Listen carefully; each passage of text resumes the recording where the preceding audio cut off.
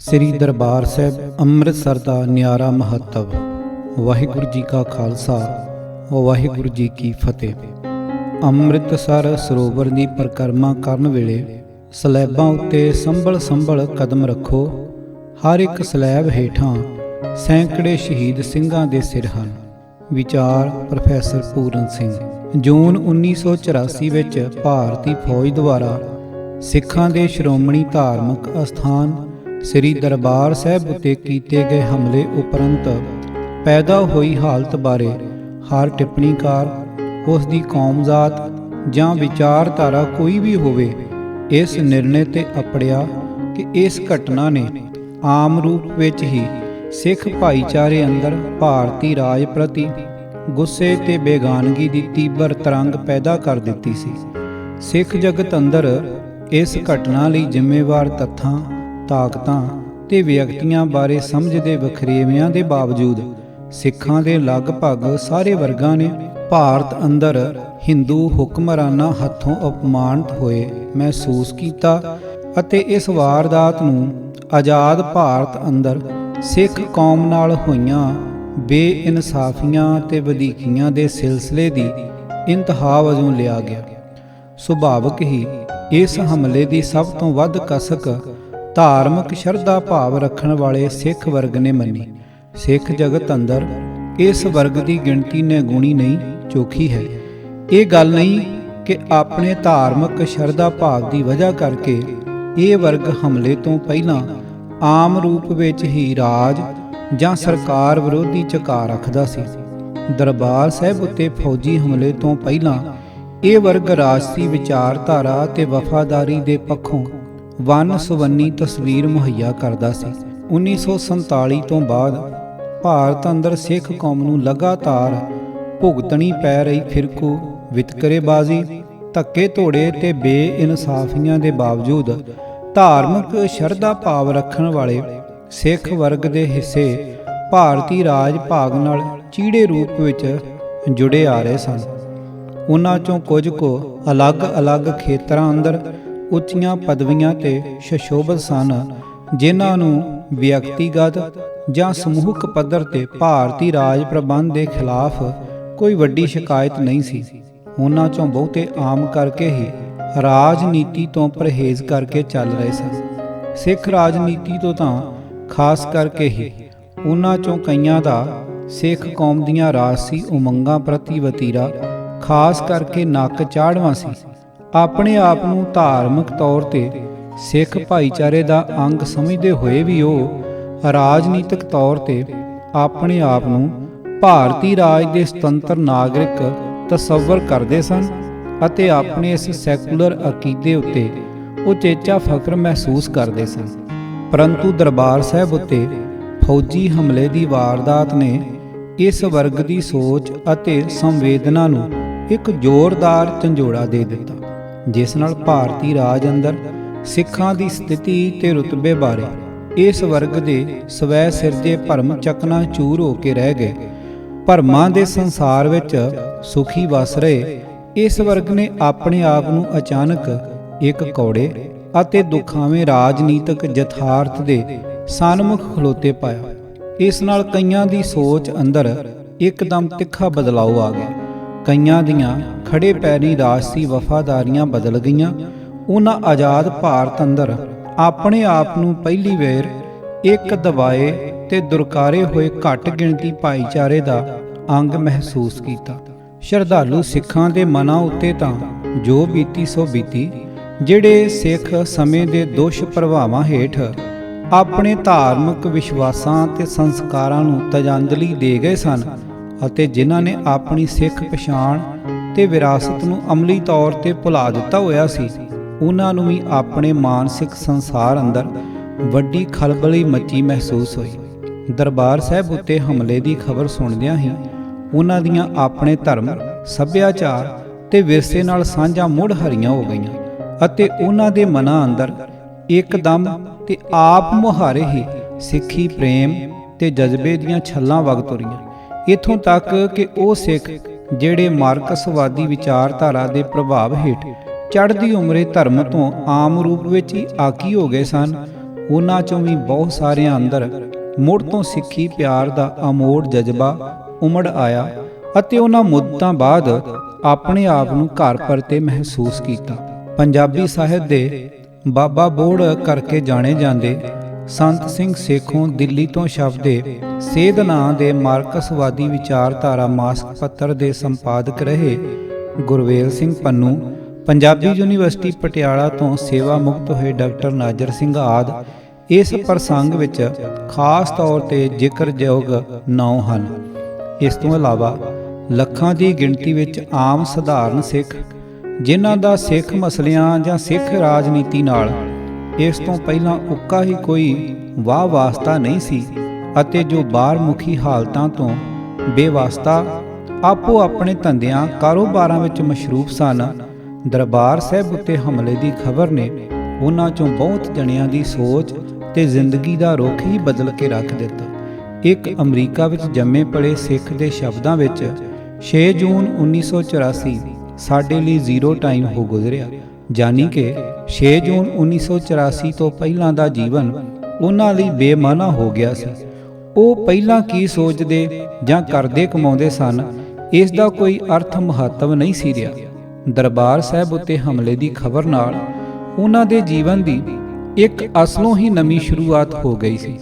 ਜੋ ਪਹਿਲਾਂ ਸਿਰੋਂ ਮੋਨੇ ਸਨ, ਉਹਨਾਂ ਦੇ ਸਿਰਾਂ ਤੇ ਜੂੜੇ ਤੇ ਦਸਤਾਰਾਂ ਪ੍ਰਗਟ ਹੋ ਗਈਆਂ। ਜਿਨ੍ਹਾਂ ਆਪਣੇ ਆਪ ਨੂੰ ਸ਼ਰਾਬ ਤੇ ਸਿਗਰਟ ਨੋਸ਼ੀ ਵਰਗੇ ਵਿਚਾਰਾਂ 'ਚ ਡੋਬ ਰੱਖਿਆ ਹੋਇਆ ਸੀ, ਉਹਨਾਂ ਨੇ ਨਵਾਂ ਆਚਰਣ ਧਾਰਨ ਕਰ ਲਿਆ।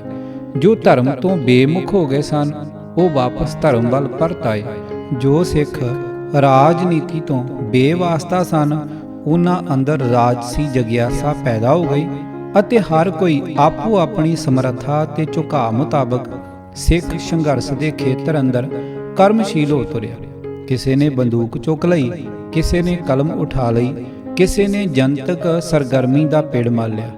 ਜਿਨ੍ਹਾਂ ਪੜ੍ਹੇ ਲਿਖੇ ਪਤਵੰਤੇ ਸਿੱਖਾਂ ਨੇ ਰਾਜ ਸੇਵਾ ਨੂੰ ਆਪਣਾ ਧਰਮ ਸਮਝ ਰੱਖਿਆ ਸੀ, ਉਹਨਾਂ ਦੀ ਸੋਚ ਨੇ ਨਵੇਂ ਪਾਸੇ ਪਰਤ ਲਏ। ਜਿਨ੍ਹਾਂ ਕੋਲੋਂ ਸਰਿਆ, ਉਹਨਾਂ ਨੇ ਨੌਕਰੀਆਂ, ਪਦਵੀਆਂ ਤੇ ਸਨਮਾਨਾਂ ਨੂੰ ਲੱਤ ਮਾਰ ਦਿੱਤੀ। ਬਾਕੀਆਂ ਨੇ ਬੁਝੇ ਮਨ ਨਾਲ ਰਾਜ ਸੇਵਾ ਦਾ ਆਪਣਾ ਧਰਮ ਨਿਭਾਉਣਾ ਜਾਰੀ ਰੱਖਿਆ।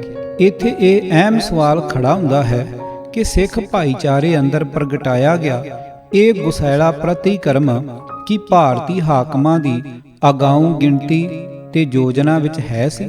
ਇਸ ਦਾ ਜਵਾਬ ਹਾਂ ਤੇ ਨਾ ਦੋਵਾਂ ਵਿੱਚ ਦਿੱਤਾ ਜਾ ਸਕਦਾ ਹੈ। ਹਮਲੇ ਤੋਂ ਪਹਿਲਾਂ ਜਿਸ ਪੈਮਾਨੇ ਤੇ ਅਤੇ ਜਿਸ ਬਾਰੀਕੀ ਤੱਕ ਜਾ ਕੇ ਤਿਆਰੀਆਂ ਕੀਤੀਆਂ ਗਈਆਂ ਸਨ, ਉਸ ਤੋਂ ਲੱਗਦਾ ਹੈ ਕਿ ਭਾਰਤੀ ਹਾਕਮ ਸਿੱਖ ਪ੍ਰਤੀਕਰਮ ਦੀ ਸੰਭਾਵਨਾ ਤੇ ਖਤਰੇ ਤੋਂ ਉੱਕਾ ਹੀ ਅਣਜਾਣ ਜਾਂ ਅਵੇਸਲੇ ਨਹੀਂ ਸਨ। ਇਹ ਤਿਆਰੀਆਂ ਦੋਨੋਂ ਪੱਧਰ ਤੇ ਕੀਤੀਆਂ ਗਈਆਂ ਸਨ, ਪ੍ਰਬੰਧਕੀ ਤੇ ਨਾਲ ਹੀ ਰਾਜਨੀਤਿਕ ਤੇ ਵਿਚਾਰਧਾਰਕ ਵੀ। ਸਿੱਖਾਂ ਨੂੰ ਫੌਜੀ ਤਾਕਤ ਦੇ ਜ਼ੋਰ ਦਬਾਉਣ ਤੇ ਦਬਕਾਉਣ ਦੀਆਂ ਪੁਰਜ਼ੋਰ ਕੋਸ਼ਿਸ਼ਾਂ ਦੇ ਨਾਲੋਂ ਨਾਲ ਉਹਨਾਂ ਨੂੰ ਵਿਚਾਰਧਾਰਕ ਤੇ ਰਾਜਸੀ ਤੌਰ ਤੇ ਭਰਮਾਉਣ ਤੇ ਫਾਉਣ ਦੀ ਵੀ ਪੂਰੀ ਵਾਹ ਲਾ ਦਿੱਤੀ ਗਈ। ਪਹਿਲਾ ਹਮਲਾ ਕਰਨ ਮੌਕੇ ਗਿਣ ਮਿਥ ਕੇ ਸਿੱਖ ਫੌਜੀ ਜਰਨੈਲਾਂ ਨੂੰ ਮੂਹਰੇ ਲਾਇਆ ਗਿਆ। ਦਰਬਾਰ ਸਾਹਿਬ ਉੱਤੇ ਹਮਲੇ ਦੀ ਅਗਵਾਈ ਕਰਨ ਵਾਲੇ 6 ਕਮਾਂਡਰਾਂ ਵਿੱਚੋਂ 4 ਸਿੱਖ ਸਨ, 1 ਮੁਸਲਮਾਨ ਤੇ ਸਿਰਫ 1 ਹਿੰਦੂ ਸੀ। ਫਿਰ ਹਮਲੇ ਤੋਂ ਬਾਅਦ ਸਿੱਖ ਪ੍ਰਤੀਕਰਮ ਨੂੰ ਬੋਚਣ ਤੇ ਬੇਅਸਰ ਕਰਨ ਲਈ ਸਿਰ ਕੱਢ ਸਿੱਖਾਂ ਦੇ ਮੂੰਹੋਂ ਝੂਠ ਬਲਵਾਉਣ ਦੀ ਕਵਾਇਦ ਕੀਤੀ ਗਈ। ਮੀਡੀਆ ਅੰਦਰ ਸਿੱਖ ਫੌਜੀ ਜਰਨੈਲਾਂ ਸੇਵਾ ਨਿਭਾ ਰਹੇ ਤੇ ਸੇਵਾ ਮੁਕਤ ਹੋ ਚੁੱਕੇ ਅਫਸਰਸ਼ਾਹਾਂ, ਕਾਨੂੰਨਦਾਨਾਂ, ਸਿੱਖਿਆ ਸ਼ਾਸਤਰੀਆਂ, ਸਾਹਿਤਕਾਰਾਂ, ਲੇਖਕਾਂ, ਪੱਤਰਕਾਰਾਂ ਤੇ ਸਿਆਸਤਦਾਨਾਂ ਨੂੰ ਢੂੰਡ ਕੇ ਹੁਕਮਰਾਨਾਂ ਦੇ ਪੱਖ ਵਿੱਚ ਭੁਗਤਾਇਆ ਗਿਆ। ਦਰਬਾਰ ਸਾਹਿਬ ਉੱਤੇ ਫੌਜੀ ਹਮਲੇ ਦੀ ਅਗਵਾਈ ਕਰਨ ਵਾਲੇ ਸਿੱਖ ਫੌਜੀ ਜਰਨੈਲ ਮੇਜਰ ਜਨਰਲ ਕੁਲਦੀਪ ਸਿੰਘ ਬਰਾੜ ਕੋਲੋਂ ਪ੍ਰੈਸ ਵਿੱਚ ਅਤੇ ਟੈਲੀਵਿਜ਼ਨ ਉੱਤੇ ਵਾਰ-ਵਾਰ ਇਹ ਝੂਠ ਬੁਲਵਾਇਆ ਗਿਆ ਕਿ ਭਾਰਤੀ ਫੌਜ ਨੇ ਹਮਲਾ ਕਰਨ ਮੌਕੇ ਬਹੁਤ ਸ਼ਰਧਾ, ਸਤਿਕਾਰ ਤੇ ਸੰਜਮ ਤੋਂ ਕੰਮ ਲਿਆ। ਹਮਲੇ ਦੀ ਕਾਰਵਾਈ ਨੂੰ ਜਾਇਜ਼ ਠਹਿਰਾਉਣ ਲਈ ਦੇਸ਼ ਦੇ ਸੰਵਿਧਾਨਕ ਮੁਖੀ ਸਿੱਖ ਰਾਸ਼ਟਰਪਤੀ ਗਿਆਨੀ ਜ਼ੈਲ ਸਿੰਘ ਕੋਲੋਂ ਸਰਕਾਰੀ ਕੰਟਰੋਲ ਹੇਠਲੇ ਰੇਡੀਓ ਤੇ ਟੈਲੀਵਿਜ਼ਨ ਤੋਂ ਬਹੁਤ ਹੀ ਹੋਸ਼ੇ ਪੱਧਰ ਦਾ ਝੂਠ ਗੁੰਨਿਆ ਭਾਸ਼ਣ ਕਰਵਾਇਆ ਗਿਆ। ਪਾਰਲੀਮੈਂਟ ਅੰਦਰ ਇੱਕ ਖਾਨਦਾਨੀ ਸਿੱਖ ਬੀਬੀ ਕੋਲੋਂ ਭਾਰਤੀ ਹਾਕਮਾਂ ਦੀ ਇਸ ਸਿੱਖ ਦੁਸ਼ਮਣ ਕਾਰਵਾਈ ਦੀ ਨਿਰਲੱਜ ਪੁਣੇ ਨਾਲ ਪ੍ਰੋੜਤਾ ਅਤੇ ਜੈ ਜੈਕਾਰ ਕਰਵਾਈ ਗਈ। ਇਹ ਬੀਬੀ ਸੀ ਅਮਰਜੀਤ ਕੌਰ, ਜੋ ਪਟਿਆਲਾ ਦੇ ਸ਼ਾਹੀ ਘਰਾਣੇ ਦੀ ਨੂੰਹ ਅਤੇ ਪੈਪਸੂ ਦੇ ਪਹਿਲੇ ਮੁੱਖ ਮੰਤਰੀ ਕਰਨਲ ਰਘਬੀਰ ਸਿੰਘ ਦੀ ਧੀ ਸੀ। ਭਾਰਤੀ ਹਾਕਮਾਂ ਦਾ ਫੌਰੀ ਸਰੋਕਾਰ ਸਿੱਖ ਕੌਮ ਦੇ ਗੁੱਸੇ ਭਰੇ ਹਿੰਸਕ ਪ੍ਰਤੀਕਰਮ ਦੀ ਰੋਕਥਾਮ ਕਰਨਾ ਸੀ। ਇਸ ਮੰਤਵ ਲਈ ਲਾ ਮਿਸਾਲ ਪੱਧਰ ਤੇ ਸੈਨਿਕ ਤੇ ਪ੍ਰਬੰਧਕੀ ਉਪਾਅ ਕੀਤੇ ਗਏ ਸਨ। ਨਾਲ ਹੀ ਸਿੱਖ ਭਾਈਚਾਰੇ ਅੰਦਰ ਬੇਗਾਨਗੀ ਦੀ ਭਾਵਨਾ ਨੂੰ ਡੱਕਣ ਤੇ ਬੇਅਸਰ ਕਰਨ ਲਈ ਗੁੰਮਰਾਹਕੁਨ ਪ੍ਰਾਪੇ ਗੰਡੇ ਦਾ ਹੜ ਵਗਾ ਦਿੱਤਾ ਗਿਆ ਸੀ। ਪਰ ਨਤੀਜੇ ਦੇ ਤੌਰ ਤੇ ਵੇਖਿਆ ਜਾਵੇ ਤਾਂ ਭਾਰਤੀ ਹੁਕਮਰਾਨਾਂ ਦੇ ਇਹ ਦੋਨੋਂ ਹੀ ਉਪਾਅ ਬਹੁਤੇ ਕਾਰਗਰ ਸਾਬਤ ਨਾ ਹੋ ਸਕੇ। ਭਾਵੇਂ ਪੰਜਾਬ ਦੇ ਚੱਪੇ-ਚੱਪੇ ਤੇ ਭਾਰੀ ਗਿਣਤੀ ਵਿੱਚ ਫੌਜ ਤੈਨਾਤ ਕਰਕੇ ਸਿੱਖ ਕੌਮ ਦੇ ਖੌਲ ਦੇ ਜਜ਼ਬਾਤਾਂ ਨੂੰ ਘੜੀ ਦੀ ਘੜੀ ਤਾਂ ਬੰਨ ਮਾਰ ਕੇ ਡੱਕ ਲਿਆ ਗਿਆ ਸੀ, ਪਰ ਸਮਾਂ ਪੈਣ ਨਾਲ ਜਦ ਇਹ ਬੰਨ ਟੁੱਟਿਆ ਤਾਂ ਭਾਰਤੀ ਹਾਕਮਾਂ ਨੂੰ ਲੈਣੇ ਦੇ ਦੇਣੇ ਪੈ ਗਏ। ਕੌਮੀ ਅਪਮਾਨ ਕਾਰਨ ਹਜ਼ਾਰਾਂ ਦੀ ਗਿਣਤੀ ਵਿੱਚ ਸਿੱਖ ਜੁਝਾਰੂ ਹਥਿਆਰਬੰਦ ਸੰਘਰਸ਼ ਦੇ ਰਾਹ ਪੈ ਤੁਰੇ ਸਨ। ਬੇਸ਼ੱਕ ਇਹ ਸੰਘਰਸ਼ ਆਪਣੇ ਕਲਪੇ ਹੋਏ ਨਿਸ਼ਾਨੇ ਤੱਕ ਤਾਂ ਨਾ ਅੱਪੜ ਸਕਿਆ, ਪਰ ਇਸ ਨੇ ਸਿਰਫ ਭਾਰਤ ਦੇ ਹੀ ਨਹੀਂ, ਦੱਖਣੀ ਏਸ਼ੀਆ ਦੇ ਸਮੁੱਚੇ ਖੇਤਰ ਦੇ ਰਾਜਸੀ ਦ੍ਰਿਸ਼ ਨੂੰ ਅਹਿਮ ਰੂਪ ਵਿੱਚ ਬਦਲ ਕੇ ਰੱਖ ਦਿੱਤਾ। ਇਸ ਬਾਰੇ ਵੱਧ ਵਿਸਥਾਰਤ ਇਸ ਪੁਸਤਕ ਲੜੀ ਦੀ ਅਗਲੀ ਜਿਲਦ ਵਿੱਚ ਦਿੱਤਾ ਜਾਵੇਗਾ। ਭਾਰਤੀ ਹਾਕਮਾਂ ਦੇ ਸਾਰੇ ਰਾਜਸੀ ਤੇ ਵਿਚਾਰਧਾਰਕ ਹੱਥ ਕੰਡਿਆਂ ਦੇ ਬਾਵਜੂਦ ਸਿੱਖ ਭਾਈਚਾਰੇ ਅੰਦਰ ਭਾਰਤੀ ਰਾਜ ਪ੍ਰਤੀ ਬਦਜਨੀ ਤੇ ਬੇਮੁਖਤਾ ਦੀ ਲਹਿਰ ਨੇ ਇੱਕ ਵਾਰ ਤਾਂ ਇੰਨਾ ਵੇਗ ਫੜ ਲਿਆ ਸੀ ਕਿ ਜੇ ਕਿਸੇ ਰਾਜ ਭਗਤ ਸਿੱਖ ਨੇ ਭਾਰਤੀ ਰਾਜ ਜਾਂ ਸਰਕਾਰ ਦਾ ਖੁੱਲ੍ਹ ਕੇ ਪੱਖ ਪੂਰਨ ਦੀ ਕੋਸ਼ਿਸ਼ ਕੀਤੀ ਤਾਂ ਉਸ ਨੂੰ ਨਾ ਸਿਰਫ ਆਮ ਸਿੱਖ ਭਾਈਚਾਰੇ ਦੀਆਂ ਸਗੋਂ ਆਪਣੇ ਹੀ ਮਿੱਤਰਾਂ ਤੇ ਸਕੇ ਸੰਬੰਧੀਆਂ ਦੀਆਂ ਫਿਟਕਾਰਾਂ ਦਾ ਸਾਹਮਣਾ ਕਰਨਾ ਪਿਆ। ਤਤਕਾਲੀ ਕੇਂਦਰੀ ਮੰਤਰੀ ਬੂਟਾ ਸਿੰਘ ਦੇ ਕਹਿਣ ਤੇ ਦਿੱਲੀ ਦੇ ਜਥੇਦਾਰ ਰਛਪਾਲ ਸਿੰਘ ਨੇ ਹੋਟਲ ਅੰਪੀਰੀਅਲ ਵਿੱਚ ਪ੍ਰੈਸ ਕਾਨਫਰੰਸ ਕਰਕੇ ਸਰਕਾਰੀ ਨਜ਼ਰੀਆ ਪੇਸ਼ ਕਰਨ ਦੀ ਕੋਸ਼ਿਸ਼ ਕੀਤੀ ਸੀ। ਵਿਦੇਸ਼ੀ ਪੱਤਰਕਾਰ ਤੇ ਬਹੁਤ ਸਾਰੇ ਪੱਤਰਕਾਰ ਹਾਜ਼ਰ ਸਨ। ਜਥੇਦਾਰ ਨੇ ਇੱਕ ਲਿਖਤੀ ਬਿਆਨ ਪੜ੍ਹਿਆ ਅਤੇ ਸਵਾਲਾਂ ਜਵਾਬਾਂ ਦਾ ਸਿਲਸਿਲਾ ਸ਼ੁਰੂ ਹੋਣ ਤੋਂ ਪਹਿਲਾਂ ਉਸ ਨੇ ਪ੍ਰੈਸ ਰਿਪੋਰਟਰਾਂ ਨੂੰ ਕਿਹਾ ਕਿ ਪ੍ਰੈਸ ਕਾਨਫਰੰਸ ਤੋਂ ਬਾਅਦ ਦੁਪਹਿਰ ਦਾ ਖਾਣਾ ਖਾ ਕੇ ਜਾਣ।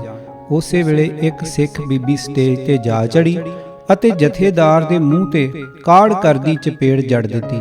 ਉਹ ਗਰਜ ਕੇ ਬੋਲੀ, ਬੇਸ਼ਰਮ ਬੰਦਿਆ, ਸਾਡਾ ਦਰਬਾਰ ਸਾਹਿਬ ਢਾਹ ਦਿੱਤਾ ਗਿਆ ਹੈ ਤੇ ਤੈਨੂੰ ਇੱਥੇ ਖਾਣੇ ਦੀਆਂ ਦਾਵਤਾਂ ਪਈਆਂ ਸੁੱਝਦੀਆਂ ਨੇ। ਹਵਾਲਾ ਖੁਸ਼ਵੰਤ ਸਿੰਘ, ਮੌਜ ਮੇਲਾ, ਸਵੈ ਜੀਵਨੀ, ਪੰਨਾ 353। ਕੋਈ ਵਿਰਲਾ ਹੀ ਸਰਕਾਰ ਭਗਤ ਸਿੱਖ ਹੋਵੇਗਾ ਜਿਸ ਨੂੰ ਆਪਣਿਆਂ ਦੇ ਮੂੰਹੋਂ ਗਦਾਰ ਅਤੇ ਗੀਦੀ ਕਹਾਉਣ ਦੇ ਮਾਨਸਿਕ ਸੰਤਾਪ ਚੋਂ ਦੀ ਨਾ ਗੁਜ਼ਰਨਾ ਪਿਆ ਹੋਵੇ। ਸੋ ਇਹ ਨਿਰਣਾ ਕੱਢਣਾ ਗਲਤ ਨਹੀਂ ਹੋਵੇਗਾ ਕਿ ਆਪਣੀ ਸਾਰੀ ਲਿਆਕਤ ਤੇ ਚਤੁਰਾਈ ਦੇ ਬਾਵਜੂਦ ਭਾਰਤੀ ਹਾਕਮ ਦਰਬਾਰ ਸਾਹਿਬ ਉੱਤੇ ਫੌਜੀ ਹਮਲੇ ਦੇ ਦੂਰਗਾਮੀ ਨਤੀਜਿਆਂ ਦਾ ਯੋਗ ਅਨੁਮਾਨ ਲਾ ਸਕਣ ਵਿੱਚ ਅਯੋਗ ਸਾਬਤ ਹੋਏ। ਇਹ ਉਹਨਾਂ ਦੀ ਕਿਸੇ ਸੈਨਿਕ ਜਾਂ ਪ੍ਰਬੰਧਕੀ ਊਣਤਾਈ ਦੀ ਵਜ੍ਹਾ ਕਰਕੇ ਨਹੀਂ ਸੀ ਹੋਇਆ। ਇਸ ਵਿੱਚ ਇੱਕ ਮਹੱਤਵਪੂਰਨ ਸਿਧਾਂਤਕ ਮੁੱਦਾ ਸ਼ਾਮਲ ਹੈ।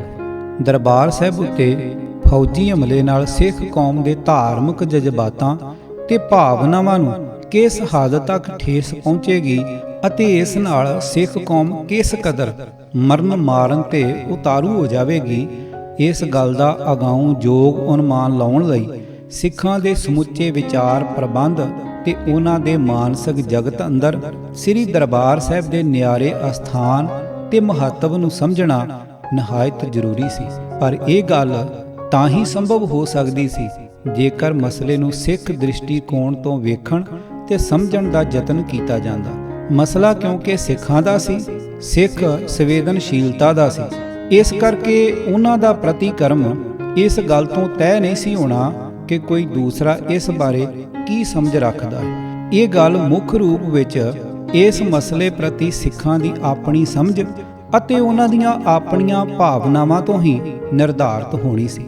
ਪਰੰਤੂ ਹਿੰਦੂ ਹਾਕਮਾਂ ਨੇ ਆਪਣੀ ਪੱਕ ਚੁੱਕੀ ਆਦਤ ਤੇ ਮਤ ਦੇ ਮੁਤਾਬਕ ਮਸਲੇ ਨੂੰ ਵਧੇਰੇ ਆਪਣੀ ਹੀ ਦ੍ਰਿਸ਼ਟੀ ਤੋਂ ਦੇਖਿਆ ਸੀ।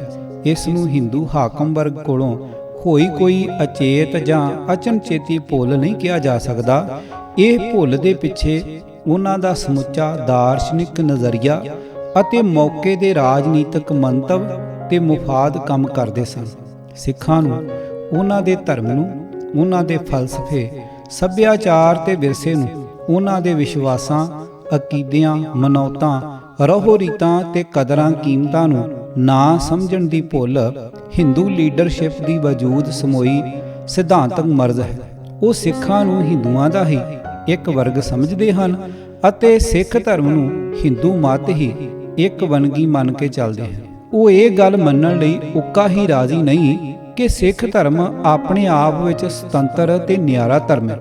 ਇਸ ਤੋਂ ਵੀ ਅੱਗੇ ਉਹ ਇਹ ਵੀ ਜਿੱਦ ਕਰਦੇ ਹਨ ਕਿ ਸਿੱਖ ਵੀ ਆਪਣੇ ਆਪ ਨੂੰ ਤੇ ਆਪਣੇ ਧਰਮ ਨੂੰ ਉਸ ਦ੍ਰਿਸ਼ਟੀ ਤੋਂ ਹੀ ਵੇਖਣ ਜਿਸ ਦ੍ਰਿਸ਼ਟੀ ਤੋਂ ਹਿੰਦੂ ਵੇਖਦੇ ਹਨ ਅਤੇ ਸਿੱਖ ਹਿੰਦੂਆਂ ਨਾਲੋਂ ਹਟ ਕੇ ਆਪਣਾ ਵੱਖਰਾ ਜਾਂ ਸੁਤੰਤਰ ਦ੍ਰਿਸ਼ਟੀਕੋਣ ਅਪਣਾਉਣ ਦੀ ਗੁਸਤਾਖੀ ਭੁੱਲ ਕੇ ਵੀ ਨਾ ਕਰਨ।